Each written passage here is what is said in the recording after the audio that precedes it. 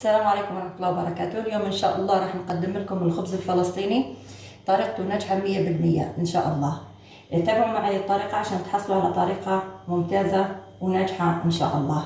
بالنسبة للخبز هذا راح نحتاج له، طبعا أنا حطيت 2 كيلو طحين، انتوا حسب الكمية، لو ممكن نص كيلو أو كيلو الكمية اللي بدكم إياها. أنا حطيت 2 كيلو. راح نحط عليهم 2.5 كبار خميرة عجين.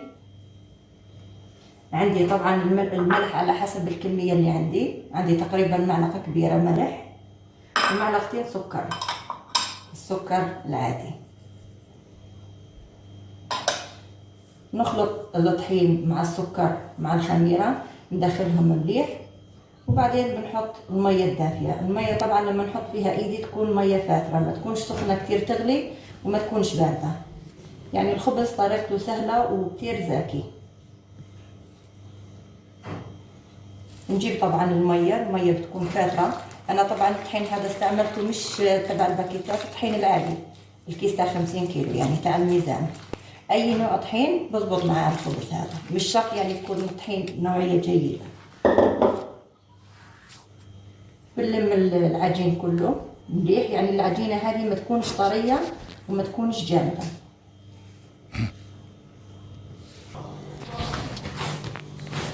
هيك بعد ما جمعنا العجينة كلها تجمعت معنا زي ما انتم شايفين هيك. العجينة ما أحلاها،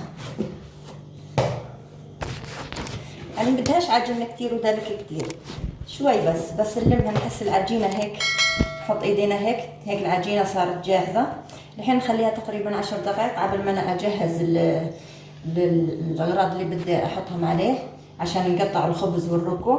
خليها شوي 10 دقائق وبعدين بنقطعه. الحين بعد ما خلينا تقريبا 10 دقائق ارتاح. انا جبتها انا الحين طبعا اي بشكير اي شرشف بدك تحطوا عليه الخبز، نحطه هيك شرشف على جنبنا وبنقطع الخبز تقطيعات. وديروا بالكم العجينه دائما تكون زي هيك، ما تكونش طريه كتير وما تكونش يابسه كتير، عشان الخبز كمان لما ترقيه فيه احيانا طحين بطلق مي وفي احيانا طحين بيشرب كتير، يعني ديروا بالكم. هيك العجينه هيك القرص بيكون حلو. بنقطع احنا العجينه تاعتنا هذه كلها وبعدين بنبدا نرق بالرغيف. يعني عجينته سهله كتير بتحتاجش وقت. زي هيك بنحطهم اقراص. شايفين العجينه هيك ما احلاها، مش جامده ومش طريه، يعني حتى مش راح نحتاج لها كمان طحين كتير. الحين بعد ما قطعته كله عشان ما نطولش عليكم الفيديو، بعد ما قطعته كله نغطيه طبعا ونبلش نجيب الشوبك اللي هو الحلال، ونبدا اول حاجه بالرغيف اللي بدينا فيه في الاول. هذا نشوف اذا احنا احتاجنا طحين ولا لا. هيك العجينه مش راح نحتاج لها طحين، قد ما احتاجناش طحين للخبز بيكون احسن عشان الخبز ما يجيش معنا ناشف. او اذا احتجتوا شويه ممكن تحطوا بس كميه صغيره تاع الطحين. احنا اذا كان بدنا اياه يكون خميل بنخليه الخمل تقريبا 2 سم او 3 سم، او اذا بدناش اياه يكون خميل كتير ممكن نخليه سنتي واحد. الحين عفوا انا غلطت، نخليه سنتي او اقل من سنتي زي ما انتم شايفين هيك الرغيف. مش راح يكون خميل كتير لانه راح يخمر، راح ينفش شوي. احنا الحين نحط الشرشف اللي بدنا نحط عليه، نحطهم كلهم وبعدين نخبزهم. شايفين كيف العجينه طلعت ما احلاها، يعني مش راح نحتاج لها كمان طحين في الرق تبعها. العجينه هيك حلوه. هاي خمل الرغيف هيك، وبنحطه طبعا على الطبقه هذه اللي فوق وبنخليه يخمر.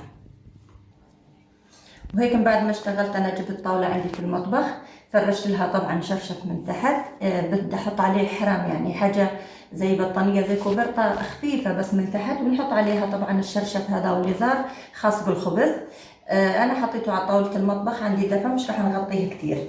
الحين الخبز هذا بعد ما رقيته نخليه تقريبا من 20 ل 25 دقيقه بس نشوفه هيك خمر. اذا كانت الحراره عندنا طبعا راح تخبزيه على طول، راح يخمر على طول، واذا كانت البروده شويه ممكن تغطيه.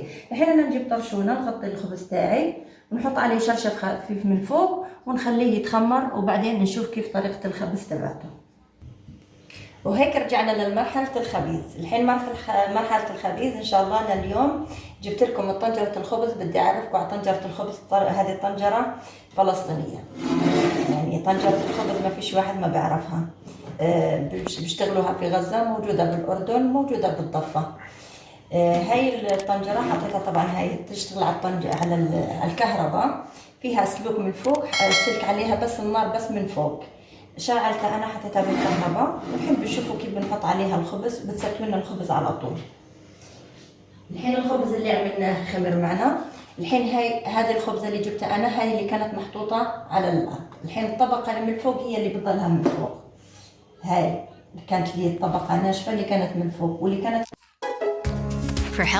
كانت لي الطبقة ناشفة اللي كانت من فوق، واللي كانت من تحت بتضلها من تحت.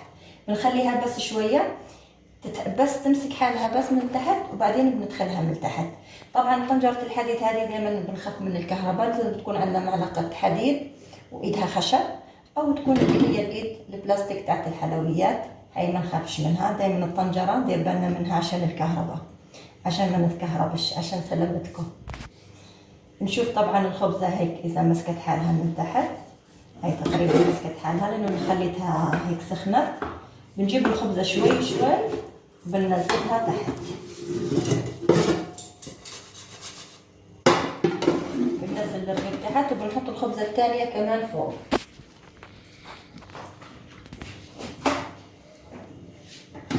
يعني مش حتطول معنا وتنفش.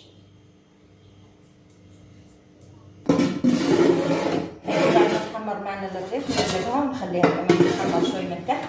الميزه تاعت الطنجره هذه لانه فيها الحراره تاعتها القويه من فوق. يعني دائما الخبز هذا بده كان على الغاز او على الكهرباء، بده تكون عليه الحراره قويه فوق الخبز.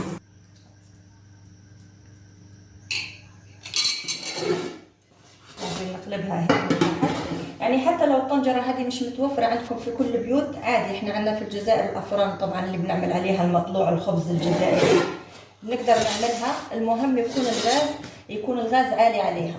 شايفين كيف بيطلع الخبز؟ بيكون الغاز عالي. يعني عندنا افران ما شاء الله في الجزائر. واللي ما عندوش الافران هذه كمان انا عارفه راح نلاقي في التعليقات كثير يعني يقولوا كيف يا محمود ما عندناش الطنجره هذه كيف بدنا نخبز. الحين انا كمان راح اوريكم طريقه ثانيه كيف بدنا نخبزها على مقله التيفال في البيت، وراح يعطينا نفس النتيجه ان شاء الله. اول ما بنحطها بس تستوي شويه من تحت، بنحطها من تحت بتنفخ معنا على طول بتتحمر، وبننزلها يا عيني. شايفين انا هنا حطيت لكم اياها كمان، حطيت مقلة التيفال اللي عندي على هذا، وهيها تعطينا نفس النتيجة تاعت الطنجرة. شايفين كيف؟ هيها خبز فلسطيني نافش زيه زي الطنجرة. شايفين كيف؟ لانه كثير راح نلاقي في التعليقات كيف يا ام محمود ليش انت عندك الطنجره؟ طب كيف احنا بدنا نخبز الخبز؟ هيني حطيت لكم مقله تيفال عاديه، اهم شيء يكون مقله تيفال ما تلزقش الخبز.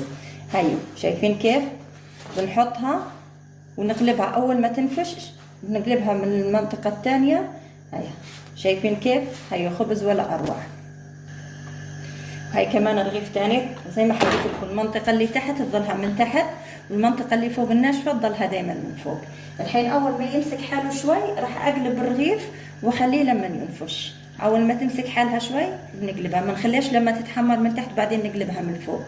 اول ما تبدا تعمل الفقاعات هاي بنجيب احنا المعلقه اللي زي ما حكيت لكم وبنقلبها هيك. والغاز طبعا راح يكون عالي عليها، مش راح يكون واطي عشان يعطيها الحراره وتطلع على طول. شايفين كيف بدها تنفش؟ الحين تبدا تتنفخ لما تطلع كلها مره واحده. يعني والله ما في احسن من خبز البيت. شايفين كيف؟ طريقته كتير سهله مش صعبه، والطحين متوفر في كل بيت. يعني بس شويه خميره وشويه سكر وشويه ملح بنعمل احلى خبز. شايفين كيف؟ وبعدين اقول لكم انا كيف الغاز. شايفين الغاز كيف يكون؟ الغاز عالي. وطنجرة التيفال طبعا راح تكون من النوع الثقيل، يعني قد ما كانت نوعيتها مليحة قد ما طلع لك، قد ما كانت مقلة التيفال ثقيلة قد ما تعطينا نتيجة احسن. شايفين؟ شايفين الخبز كيف؟ والله زيه زي الطنجرة.